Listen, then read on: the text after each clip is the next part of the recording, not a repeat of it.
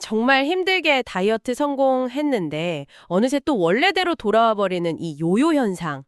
이거 정말 겪어본 분들은 아실 거예요. 얼마나 좌절스러운지. 네, 맞아요. 정말 많은 분들이 공감하실 텐데요.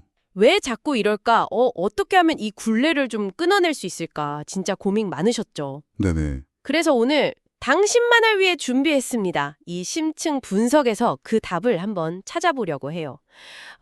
스위스 연구팀의 최신 후속 유전화학 연구 결과도 있고요. 아, 네. 그 흥미로운 연구죠. 그리고 저명한 NEJM 학술지에 실린 식단 비교 연구, 또 여러 의학 전문가들의 조언들, 그리고 심지어 요요를 진짜 극복한 사람들 있잖아요. 그분들 습관 분석까지. 네, 아주 좋은 자료들을 모아주셨네요. 이 자료들 가지고 오늘 요요 현상의 본질을 좀 파헤쳐보고 건강하게 체중 유지하는 그 비결 같이 찾아 나가 보시죠. 네, 좋습니다. 시작부터 아주 핵심을 짚어주셨는데 이 요요라는 게요. 결코 뭐 의지력 싸움 이게 아니라는 겁니다. 의지 문제가 아니다. 네, 우리 몸이 현재 상태를 지키려는 아주 강력하고 뭐랄까 본능적인 항상성 시스템하고 맞서는 과정이거든요. 항상성, 네. 요리에는 살 뺀 후에도 꽤 오래가는 호르몬 변화도 있고 또 에너지를 아끼려는 기초 대사량 조절 그리고 아까 말씀하신 그 자료에서도 강조된 거 있죠. 지방세포가 과거를 기억한다. 이런 비만의 기억. 비만의 기억이요. 와. 네. 이런 아주 복잡한 생리적 요인들이 막 얽혀 있는 거죠. 그래서 오늘 이 자료들 보면서 그 메커니즘을 좀 명확하게 이해하고 어떻게 하면 우리 몸이랑 좀 현명하게 협력해서 건강한 변화를 만들 수 있을지 그 구체적인 전략들을 좀 살펴보겠습니다. 우리 몸이랑 협력한다. 표현이 되게 신선한데요. 그럼 바로 본론으로 가볼까요? 네. 가장 근본적인 질문부터 해야 할 것 같아요. 도대체 왜 우리 몸은 그렇게 필사적으로 원래 체중으로 돌아가려고 애를 쓰는 걸까요? 특히 그 자료에서 나온 비만의 기억이라는 거요. 이게 진짜 핵심인 것 같습니다. 맞습니다. 우리 몸의 뭐 최우선 목표 중 하나는 생존이잖아요. 그렇죠. 네. 이걸 위해서 현재 상태를 유지하려는 항상성, 이게 아주 강력하게 작동을 해요. 근데 갑작스런 다이어트, 특히 칼로리를 확 줄이는 거, 이거는 몸 입장에서는 식량이 부족하네, 심각한 생존 위협이다, 이렇게 받아들이는 거죠. 그냥 살 좀 빼려는 건데 네. 몸은 막 생존투쟁으로 눕힌다는 거군요. 그렇죠. 그래서 여러 가지 방어 시스템을 막 돌리기 시작합니다. 어떤 방어 시스템들이죠? 첫째는 에너지 소비를 어떻게든 줄이려고 기초 대사량을 뚝 떨어뜨려요. 뭐랄까 스마트폰 절전 모드처럼요. 네네. 둘째는 호르몬 균형을 아예 바꿔버립니다. 배고픔을 느끼게 하는 그렐린 같은 거 있잖아요. 이런 식욕 촉진 호르몬 분비는 확 늘리고요. 그렐린. 네. 반대로 포만감을 주는 렙틴 같은 호르몬, 이건 작용을 둔감하게 만들어요. 그러니까 쉽게 말하면 더 자주 배고프고 먹어도 만족감을 덜 느끼게 되는 거죠. 지방을 저장하려는 경향도 강해지고요. 그래서 다이어트 끝나고 나면 식욕 조절이 진짜 더 힘들어지고 똑같이 먹는 것 같은데 살은 더 잘 찌고 막 그런 느낌이 드는 거였군요. 바로 그거죠.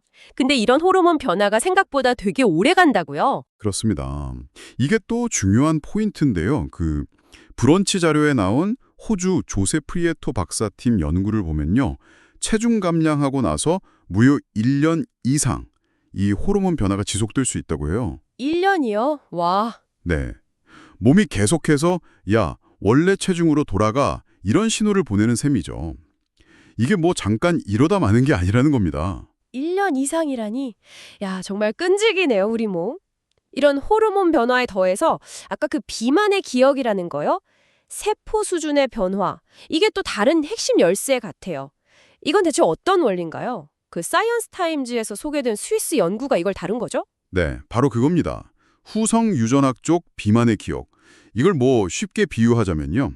우리 유전자, DNA 서열 자체는 그대로인데 특정 유전자를 켜고 끄는 스위치에다가 마치 포스트잇 같은 표지를 딱 붙여놓는다고 생각하시면 돼요. 포스트잇 같은 표지. 네, 스위스 연구팀이 쥐랑 사람 대상으로 실험을 해봤더니 비만을 경험했던 지방세포에는 이런 후성 유전학적 표지가 딱 남더라는 걸 발견한 거죠. 근데 중요한 건 살을 뺀 뒤에도 이 표지가 완전히 싹 사라지는 게 아니라 일부 남아있다는 거예요. 세포에 내가 비만했던 시절을 기억하는 흔적이 남는다. 와, 그럼 이게 구체적으로 어떤 영향을 주는 건데요? 이 표지 때문에요. 다시 고지방 식단 같은 그런 환경에 딱 노출이 되잖아요. 그러면 비만 경험이 없던 세포보다 훨씬 빠르고 쉽게 지방을 막 축적하고 체중이 다시 늘어나는 경향을 보이는 겁니다. 세상에. 게다가 지방세포 수명이 대략 한 10년 정도 된다고 보거든요. 10년이요? 네, 그러니까 이 기억이라는 게 상당히 오랫동안 영향을 미칠 수 있다는 걸 말해주죠. 이게 단순히 뭐 마음의 문제가 아니라 세포 수준의 생물학적 변화가 요요의 아주 강력한 원인이 된다 이겁니다. 세포의 기억이라. 진짜 놀랍네요. 그러면 그 유튜브 채널 이우주? 거기서 언급된 체중 설정값 이론 있잖아요. 이건 이 현상이랑 또 어떻게 연결될까요? 우리 몸에 무슨 자동 온도 조절 장치처럼 딱 정해진 체중이 있다는 그런 개념 같던데요? 네, 그 체중 설정값 웨이트 셋 포인트 이론도 이 복잡한 그림을 이해하는 데 상당히 도움이 돼요.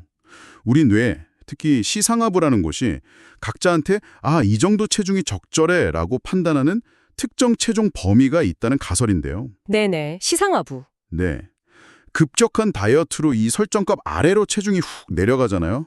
그럼 뇌는 이걸 비상 상황으로 딱 인지하고 호르몬 분비 조절하고 대사량 줄이고 이런 강력한 생리적 반응을 총동원해서 어떻게든 원래 설정값으로 체중을 다시 복귀시키려고 하는 거죠. 아, 그러니까 앞서 말한 그 후성 유전학적 변화나 호르몬 변화가 바로 이 설정값을 지키려는 방어 기제로 작용한다고 볼 수 있는 거예요. 그럼 이 설정값이라는 게 변할 수도 있는 건가요? 뭐 평생 고정된 건 아니겠죠, 설마? 네, 다행히 그건 아닙니다. 설정값은 고정불변 아니에요. 만성 스트레스나 잠 부족, 또 특정 음식들, 특히 설탕이나 정제탄수화물 많은 초가공식품 같은 거요. 이런 것들이 설정값을 더 높인 수준으로 움직일 수 있다고 알려져 있어요. 아, 다행이네요. 네. 그러니까 반대로 말하면 건강한 생활 습관을 통해서 이 설정값 자체를 점진적으로 낮추는 것. 이게 바로 요요 극복의 핵심 전략이 될 수 있다는 의미이기도 하죠. 그렇군요. 아, 결국 요요는 진짜 의지력 부족이 아니라 우리 몸에 아주 정교하고 강력한 생존 시스템이랑 줄다리기를 하는 거였네요. 맞습니다. 이 시스템을 잘 모르면 오히려 막 요요를 더 부추기는 실수를 하기 쉬울 것 같아요. 그럼 그 자료들 속에서 우리가 흔히 저지르는 실수나 아니면 아예 피해야 할 위험한 방법들, 이런 건 어떤 것들이 좀 있었나요? 네, 가장 흔하면서도 뭐랄까 요요로 가는 지름길 같은 게 바로 극단적인 칼로리 제한이나 단식이에요. 갑자기 굶거나 먹는 양을 너무 확 줄여버리면 몸의 방어 기제가 그냥 최고조로 발동됩니다. 네. 기초 대사량 떨어지는 건 물론이고요. 에너지를 아끼려고 상대적으로 유지의 에너지가 많이 드는 근육부터 분해하기 시작해요. 아, 근육부터요. 네, 근육이 줄면 기초 대사량은 더 떨어지고 그럼 나중에 조금만 먹어도 살이 더 쉽게 찌는 그런 악순환에 빠지게 되는 거죠. 근육 손실. 아, 이거 정말 치명적이네요. 그럼 단순히 체중계 숫자만 보는 것도 되게 위험하겠어요. 그죠? 정확합니다. 그 체중계 숫자에만 집착하는 게 두 번째 흔한 실수예요. 체중 줄었다고 막 좋아했는데 실제로는 지방보다 근육이나 수분이 더 많이 빠졌을 수가 있거든요. 네. 장기적으로 체중을 유지하려면 근육량 보존이 필수적입니다. 그래서 체중이랑 같이 체지방률, 그리고 특히 그 복부 비만하고 관련된 허리둘레 있잖아요. 네. 이걸 같이 재는 게 중요해요. 아, 허리둘레. 네. 자료 중에는 허리둘레를 키로 나눈 값, WHTR이라고 하는데 이걸 0.5 미만으로 유지하는 게 건강지표로 좋다는 제안도 있었죠. 이게 내장지방 관리의 중요성을 보여주는 지표이기도 하고요. 한 가지 음식만 먹는 그 원푸드 다이어트요. 이것도 한때 되게 유행했었는데 이것도 역시 문제 많겠죠. 물론입니다. 원푸드 다이어트는요, 필연적으로 영양 불균형을 가져와요. 특정 영양소는 너무 많고 다른 꼭 필요한 영양소는 부족해지고 건강을 해칠 뿐 아니라 너무 단조롭잖아요. 그러니까 지속하기가 거의 불가능해요. 그렇죠. 진리죠. 네, 결국엔 막 억눌렸던 식욕이 빵 터져 나와서 폭식으로 이어지기 쉽고 그럼 뭐 요요 피하기 어렵죠. 아, 그리고 목표 체중 딱 달성하고 나서 야, 이제 끝났다 하고 방심하는 거. 이것도 진짜 큰 함정인 것 같아요. 맞습니다. 목표 달성 후 관리 소홀. 이건 뭐 요요의 거의 보증수표라고 할 수 있습니다. 다이어트를 그냥 단기 이벤트로 딱 생각하고 예전 식습관, 생활 방식으로 돌아가는 순간 우리 몸은 이미 달라져 있거든요. 어떻게 달라져 있죠? 대사율은 낮아져 있고 지방 저장 효율은 높아진 상태란 말이죠. 그러니까 이전보다 훨씬 빠르고 쉽게 체중이 다시 불어나는 거예요. 게다가 아까 말한 비만의 기억까지 남아있으니까 그야말로 요요 특급 열차를 타는 셈이죠. 와, 정말 조심해야 할 부분들이네요. 근데 자료 중에 보니까 단순히 실수를 넘어서 진짜 건강에 치명적인 아주 위험천만한 방법들도 언급되어 있더라고요. 뭐 예를 들어서 손뭉치를 먹는다거나 기생충 알을 먹는다거나 먹고 토하는 행위 이런 것들이요. 이건 좀 경각심 차원이라도 한번 짚고 넘어가야 할 것 같아요. 네, 맞습니다. 그런 극단적인 방법들은요, 체중 감량 효과가 거의 없거나 아주 잠깐일 뿐이고요. 오히려 장이 막힌다거나 심각한 영양실조, 감염, 식도나 치아 손상, 섭식장애 같은 정말 생명을 위협할 수 있는 아주 위험한 행동입니다. 절대 시도해서는 안 됩니다. 네, 절대 안 되죠. 건강한 체중 관리는 결코 자기 몸을 해치면서 이루어질 수 없어요. 지속 가능하고 안전한 방법을 찾는 게 무엇보다 중요합니다. 희망적인 부분으로 넘어가 보죠. 이 지긋지긋한 요요의 고리, 이걸 끊고 건강하게 체중을 유지하기 위한 실질적인 전략, 이건 뭘까요? 제공해주신 자료들을 쫙 종합해보니까 성공적인 유지어터들의 공통점하고 과학적 근거들이 아주 명확하게 드러나는 것 같아요. 그렇습니다. 요요 극복 전략은 크게 한 3가지 축으로 정리해 볼 수 있는데요. 첫 번째 축은 단연코 식단의 질적 개선입니다. 단순히 칼로리 줄이는 걸 넘어서 뭘 먹느냐가 결정적이라는 거죠. 뭘 먹느냐? 네. 특히 그 저명한 의학 학술지 NEJM에 실린 연구 결과가 아주 강력한 증거를 보여주는데요. 헬스조선 자료였죠. 저칼로리 다이어트로 살 뺀 사람들한테 여러 식단을 제공하면서 체중 변화를 봤어요. 근데 놀랍게도 고단백, 저혈당 지수, 로우 GI 식단을 먹은 그룹만 체중 증가 없이 유지를 성공적으로 해냈다는 결과입니다. 와, 고단백, 저혈당 지수 식단. 이게 핵심이군요. 이게 왜 그렇게 효과가 좋았을까요? 아까 말한 그 호르몬 변화나 설정값 이런 거랑 관련이 있을까요? 정확히 그렇습니다. 단백질, 그러니까 살코기, 생선, 콩, 두부, 달걀 같은 거요. 이런 건 포만감을 높여서 식욕 조절 호르몬 그렐린 분비를 억제하고요. 근육 손실을 막아서 기초대사량 떨어지는 걸 방지하는 데 필수적이에요. 보통 하루 체중 1kg당 최소 0.8g 이상 섭취하는 게 좋다고 하죠. 네네, 0.8g 이상? 그리고 저혈당 지수 식품, 통곡물이나 대부분 채소, 당도 낮은 과일 같은 거요. 이런 건 혈당을 천천히 올리니까 인슐린 분비가 안정돼요. 혈당이 막 급격하게 변하면 식욕 조절이 어려워지고 지방 저장을 촉진하는데 이걸 막아주는 거죠. 흰쌀, 설탕 음료 같은 정제 탄수화물이나 초가공 식품은 혈당 스파이크 일으키고 염증 반응 늘리고 호르몬 불균형 유발해서 설정값을 높이는 주범이 될 수 있으니까 이런 건 좀 제한하는 게 중요합니다. 저는 지방은 무조건 피해야 하는 줄 알았는데 건강한 지방은 오히려 도움이 된다고요? 이것도 좀 의외였어요. 네, 맞아요. 지방에 대한 오해를 좀 풀어야 하는데요. 오메가3 풍부한 등푸른 생선이나 견과류, 아보카도, 올리브오일에 든 불포화 지방 같은 거요. 이건 오히려 염증을 줄이고 세포 기능을 돕는 아주 필수적인 역할을 해요. 포만감을 높이는 데도 도움이 되고요. 아, 그렇군요. 중요한 건 트랜스 지방은 피하고 포화 지방 섭취는 적절히 조절하면서 건강한 종류의 지방을 선택하는 거죠. 그리고 식이섬유 풍부한 채소, 과일, 통곡물 섭취도 장 건강하고 포만감 유지에 필수적이고요. 네, 식단의 질을 높이는 것 외에 두 번째로 중요한 전략축은 뭘까요? 아무래도 생활 습관하고 운동 이쪽이겠죠. 맞습니다. 두 번째 전략은 규칙적인 생활 습관과 꾸준한 운동입니다. 먼저 식사 시간을 좀 일정하게, 특히 아침 식사 거르지 않는 게 중요해요. 이게 신진대사를 깨우고 하루 동안 에너지 소비를 안정시키는 데 도움이 되거든요.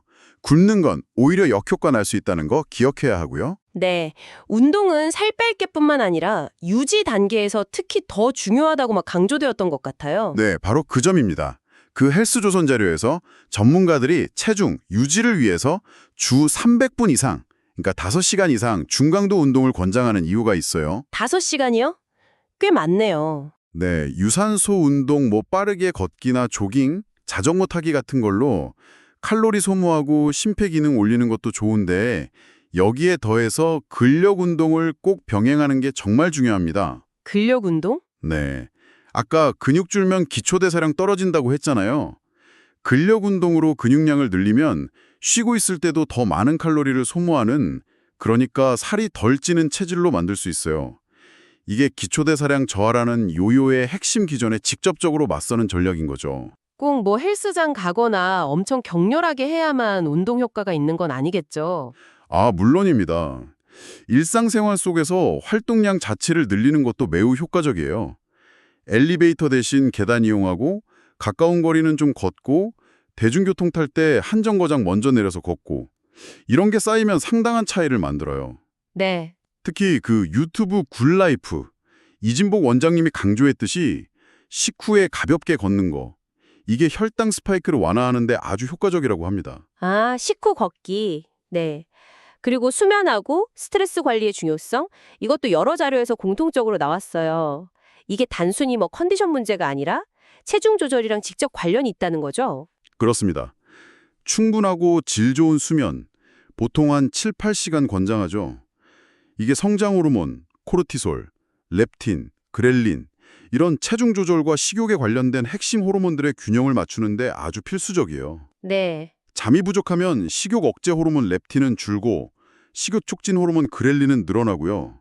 스트레스 호르몬 코르티솔 분비가 증가해서 결국 체중 설정값을 높이는 방향으로 작용할 수 있습니다. 아, 잠만 잘 자도 도움이 되겠네요. 그렇죠.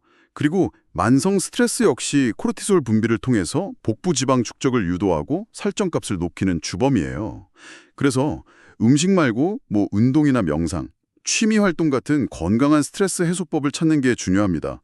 아, 그리고 물 충분히 마시는 거. 하루 1.5리터 이상 권장. 이것도 신진대사 원활하게 하고 포만감 주는 데 도움된다는 거 잊지 마시고요.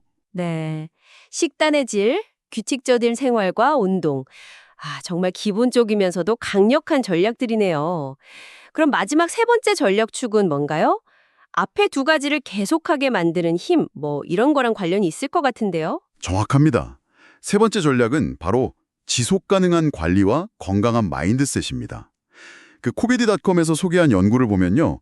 요요 없이 체중을 성공적으로 유지하는 사람들은 몇 가지 공통적인 습관이 있었어요. 오, 어떤 습관이죠? 식사 내용을 기록한다거나 주 1회 이상 규칙적으로 체중을 재면서 변화를 보고 패스트푸드 섭취나 TV 시청 시간, 그러니까 비활동 시간을 의식적으로 제한하는 등 꾸준함과 자기 모니터링을 실천했다는 점입니다. 아, 단기간에 막 승부를 보려는 조급함 대신에 꾸준히 관리하는 습관 자체가 중요하다는 거군요. 네. 속도보다 지속 가능성. 이게 핵심이에요. 다이어트를 단기 목표 달성. 이게 아니라 평생 건강을 위한 라이프 스타일 변화로 인식을 해야 합니다. 너무 완벽주의적으로 모든 걸 막 제한하려고 하면 오히려 쉽게 지치고 포기하게 되거든요. 그렇죠. 금방 지치죠. 네.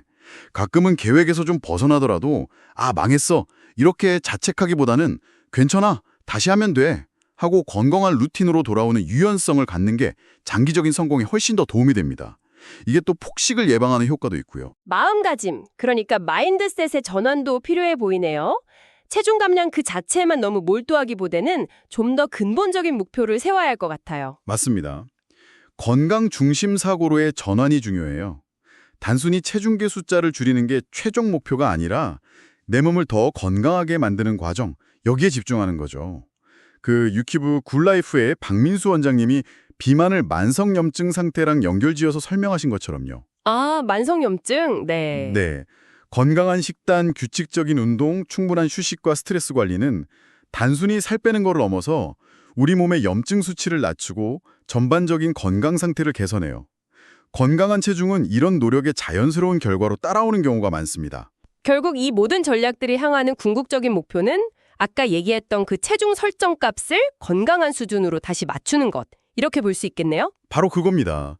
극단적인 다이어트로 억지로 체중을 끌어내리는 건 우리 몸의 강력한 설정값 시스템하고 정면으로 꽝 부딪히는 일이고 결국 실패할 가능성이 높아요. 네. 진정한 성공은 건강한 식습관, 꾸준한 신체 활동, 충분한 수면과 스트레스 관리라는 이 지속 가능한 노력을 통해서 뇌가 아, 이게 나의 적정 체중이야 라고 인식하는 그 설정값 자체를 서서히 낮춰가는 과정인 거죠. 몸이랑 싸우는 대신에 몸이 스스로 건강한 균형점을 찾아 유지하도록 현명하게 도와주는 겁니다. 와, 오늘 이렇게 자료들을 깊이 파헤쳐 보니까 요요 현상에 대한 이해가 정말 완전히 새로워진 것 같아요. 네, 그냥 단순하게 의지 부족이다 이렇게만 생각했던 요요가 사실은 우리 몸에 엄청 복잡하고 강력한 생물학적 방어 시스템의 결과였다는 거.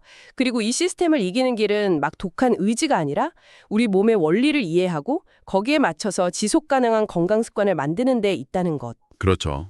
정리하면 고단백 저혈당 중심의 질 좋은 식단, 근력 운동을 포함한 꾸준한 신체 활동, 충분한 수면, 비록 스트레스 관리, 그리고 이 모든 걸 꾸준히 해나가는 일관성, 이게 바로 핵심이었네요. 네, 그렇습니다. 극단적인 방법으로 몸하고 전쟁을 벌이기보다는 몸이 보내는 신호에 좀 귀 기울이고 건강한 생활 습관이라는 도구를 통해서 몸 스스로 최적의 상태를 찾아가도록 환경을 만들어주는 것, 즉 체중 설정 값을 건강하게 낮추는 것, 이게 근본적인 해법입니다. 특히 몸의 만성염증을 관리하고 호르몬 균형을 회복하는 건 장기적인 성공을 위해서 아주 중요하고요. 체중 문제 역시 건강이라는 더 큰 틀 안에서 바라볼 필요가 있습니다. 오늘 우리가 같이 살펴본 내용들을 이렇게 곱씹어 보니까요. 어쩌면 다이어트의 진짜 성공이라는 건 얼마나 독하게 참고 이겨냈는가. 이게 아니라 어떻게 내 몸과 건강하게 파트너가 될 수 있는가. 이 문제가 아닐까 하는 생각이 들어요. 네, 아주 좋은 말씀이십니다. 당신의 몸이 끊임없이 보내는 신호에 조금 더 귀 기울여 보는 건 어떨까요? 혹독한 싸움 대신에요. 당신의 몸과 함께 지속 가능한 건강 여정을 오늘부터 새롭게 시작해 보는 것은 어떨까요?